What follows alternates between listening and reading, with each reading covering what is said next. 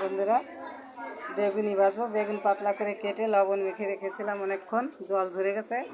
Batter বানানো হয়েছে বেসন, সুজি, পরিমাণ মতো লবণ, হলুদ, আদা বাটা, জিরের গুঁড়ো, সামান্য লঙ্কার গুঁড়ো আর সামান্য রসুন বাটা দিয়ে এটা গুলে নেওয়া হয়েছে। আর একটু লঙ্কার গুঁড়ো দিয়ে দেওয়া হলো।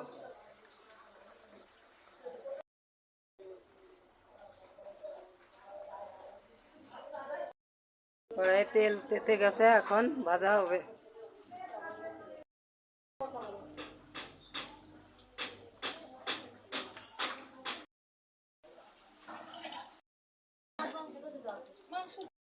সুন্দর ভাজা হচ্ছে, ফুলে উঠেছে, বেশ মুচমুচে হয়ে গেছে। নামিয়ে নেওয়া হবে।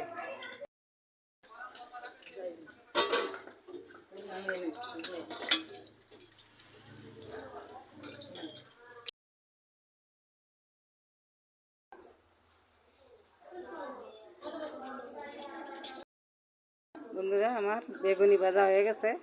কি সুন্দর দেখতে লাগছে, ফুলছে কি সুন্দর, একদম মুচমুচে হয়ে গেছে, বিশাল টেস্টি। এইভাবে তৈরি করে কীভাবে করলাম দেখলেন, এইভাবে তৈরি করে খেয়ে দেখবেন, খেতে অসম্ভব ভালো লাগবে।